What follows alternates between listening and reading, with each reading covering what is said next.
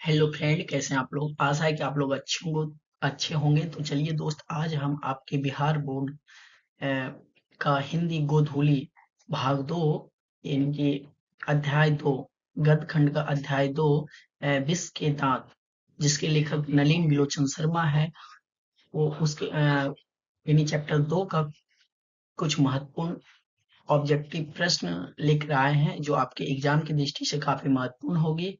तो चलिए, हम बिना समय गवाए हुए आपके प्रश्नों को शुरू करते हैं। चलिए, पहला प्रश्न देखेंगे।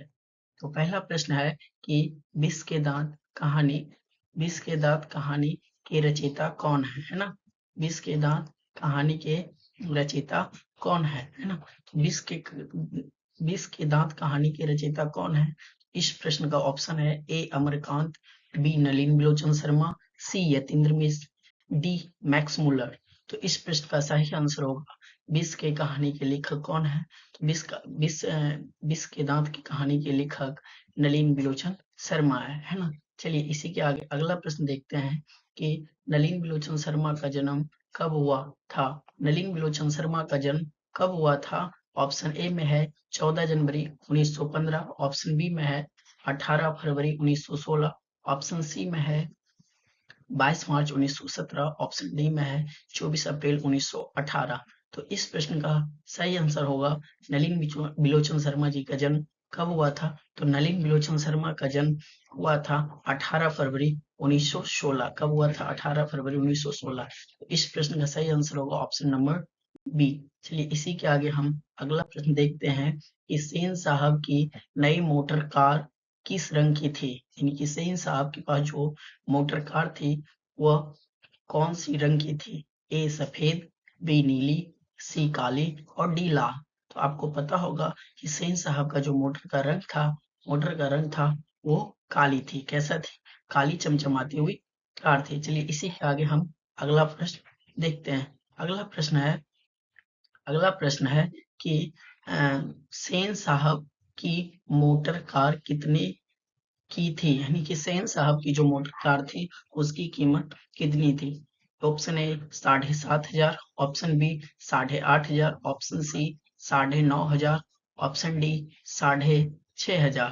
तो सेन साहब की जो कार थी उसकी कीमत 7,500 होगी। यानी कि इस प्रश्न का सही आंसर होगा ऑप्शन नंबर ए, है ना।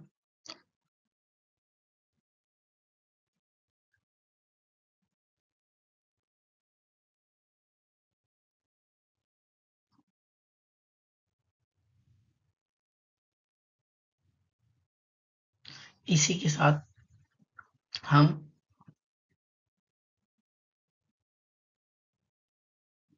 अगला प्रश्न को देखेंगे। अगला अगला प्रश्न है कि मदन किसका पुत्र था। मदन किसका था। ऑप्शन ए सेन साहब का, ऑप्शन बी गिरधर लाल का, ऑप्शन सी सोफर का, ऑप्शन डी पत्रकार महोदय का। तो सेन साहब किसका पुत्र था। तो आपको पता होगा, आप पढ़े होंगे तो आपको जरूर ही पता होगा। तो सेन साहब किसका पुत्र था। तो सेन साहब मदन किसका पुत्र था। मदन किसका पुत्र था। तो मदन जो पुत्र था वो गिरधर लाल का। मदन किसका पुत्र था। गिरधर लाल। यानी कि इस प्रश्न का सही आंसर होगा ऑप्शन नंबर बी। मदन किसका पुत्र था। मदन गिरधर लाल का पुत्र था। इसी के आगे हम अगला प्रश्न शुरू करते हैं। अगला प्रश्न है कि खोखा का दूसरा नाम क्या था। यानी कि खोखा का दूसरा नाम क्या था। खोखा का दूसरा नाम ऑप्शन ए मदन था, ऑप्शन बी गिरधर था, ऑप्शन सी कासू था, ऑप्शन डी आलू था। तो आपको पता होगा कि खोखा का दूसरा नाम क्या था। तो इस प्रश्न का सही आंसर होगा ऑप्शन नंबर सी। खोखा का दूसरा नाम कासू था। क्या था? खोखा का दूसरा नाम कासू था। इसी के साथ अगला प्रश्न है प्रश्न नंबर 7। मदन ने कासू के कितने दांत तोड़ डाले, है ना। ऑप्शन ए में 1, ऑप्शन बी में है 2, ऑप्शन सी में है 3, ऑप्शन डी में है 4। तो मदन ने कासू को कितने दांत तोड़ डाले थे। तो इस प्रश्न का सही आंसर होगा ऑप्शन नंबर बी, यानी कि 2 दांत तोड़ डाले थे। चलिए, इसी के साथ प्रश्न नंबर 8 है कि गिरधर लाल सिंह साहब की फैक्ट्री में क्या करता था। यानी कि गिरधर लाल सेन साहब की फैक्ट्री में क्या करता था। तो इस प्रश्न का सही आंसर होगा कि गिरधर लाल सेन साहब की फैक्ट्री में क्या करता था। ऑप्शन ए है किरानी, ऑप्शन बी में है ड्राइवर, ऑप्शन सी में मैनेजर, ऑप्शन डी में है मालिक।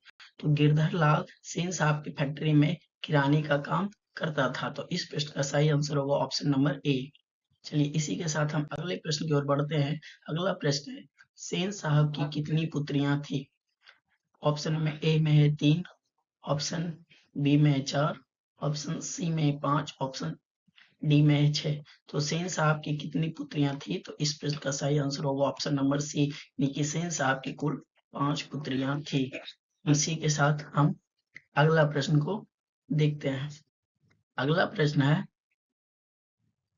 प्रश्न है कि विष के दांत किस प्रकार की कहानी है? ऑप्शन ए मनोवैज्ञानिक, ऑप्शन बी ऐतिहासिक, ऑप्शन सी सामाजिक, ऑप्शन डी धार्मिक। तो आपको पता होगा कि विष की दांत किस प्रकार की कहानी है? तो विष की दांत एक मनोवैज्ञानिक कहानी है। तो इस प्रश्न का सही आंसर होगा ऑप्शन नंबर ए। इसी के साथ हम अगला प्रश्न की ओर बढ़ते हैं और अगला प्रश्न है कि सीमा, रजनी, आलो, शेफाली, आरती ये पांचों किसकी बहनें थी? तो ये सीमा, रजनी, आलो, शेफाली, आरती ये किसकी बहनें थी? ऑप्शन ए मदन की, ऑप्शन बी खोखा की, ऑप्शन सी लेखक की, ऑप्शन डी सेन साहब की। आपको पता होगा कि इस प्रश्न का सही आंसर है कि ये जो पांचों बहनें थी ये खोखा की थी, है ना, खोखा की। ये पांचों बहनें किसकी थी? खोखा की, यानी कि ये सब सेन साहब की पुत्रियां थी, है ना। सेन साहब की कितनी पुत्रियां थी? तो 5। हम पिछले प्रश्न में देख चुके हैं। चलिए इसी के साथ हम अगला प्रश्न की ओर बढ़ते हैं। अगला प्रश्न है कि मदन के साथ किस खेल में शरीक होना चाहता था? यानी कि मदन के साथ किस खेल में शरीक होना चाहता था? यानी कि ये प्रश्न पूछ रहा है कि बताइए कि जो कासू था और वो मदन के साथ कौन सा खेल खेलना चाहता था? Option A football, option B hockey, option D badminton, option D लट्टू। तो इस प्रश्न का सही आंसर होगा ऑप्शन नंबर डी, यानी कि मदन के साथ खोखा लट्टू खेलना चाहता था। चलिए इसी के साथ अगला प्रश्न है कि मदन की उम्र क्या थी? ऑप्शन ए 5-6 साल, ऑप्शन बी 7-8 साल, ऑप्शन सी 3-4 साल, ऑप्शन डी 9-10 साल। तो मदन की जो उम्र थी वो कितनी थी हमारे दोस्त? तो मदन की जो उम्र थी वो मदन की उम्र कितनी थी? तो मदन की उम्र जो थी वो थी 5 से 6 साल। कितना थी? 5 से 6 साल। मदन कितना वर्ष का लड़का था? 5 से 6 साल का। इसी के साथ हम अगला प्रश्न की ओर बढ़ते हैं और अगला प्रश्न है कि नलिन बिलोचन शर्मा का जन्म कहाँ हुआ था?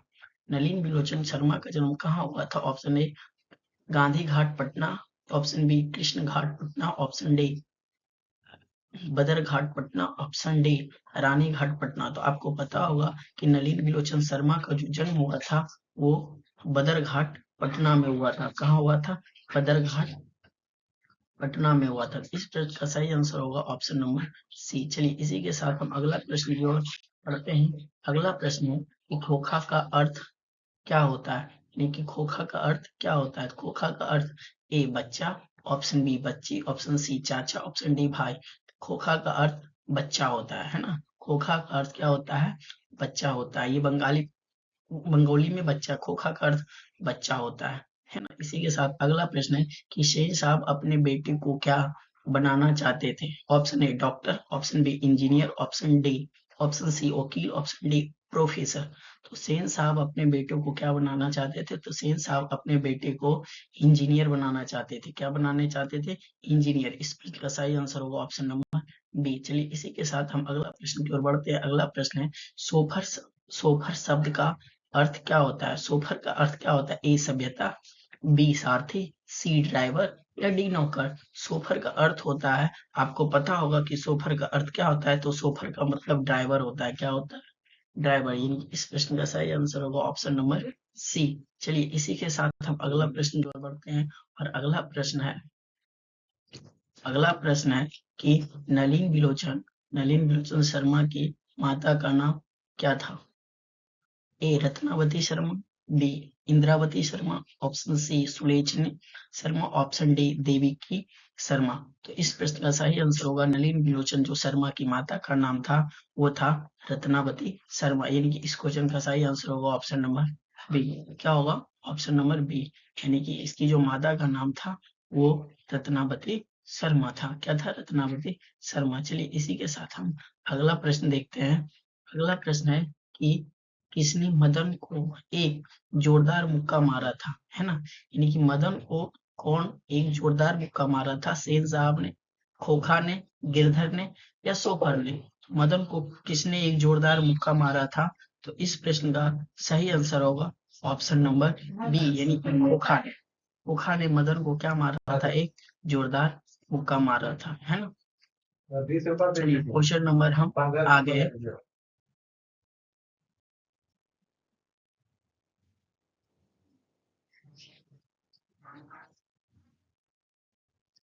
इसी के साथ हम क्वेश्चन नंबर 20 देखते हैं कि नलिनी बिलोचन शर्मा की मृत्यु कब हुई? तो नलिनी बिलोचन शर्मा की मृत्यु 12 सितंबर 1961, 14 सितंबर 1961, 16 सितंबर 1961, 18 सितंबर 1961। तो नलिनी बिलोचन शर्मा की मृत्यु कब हुई?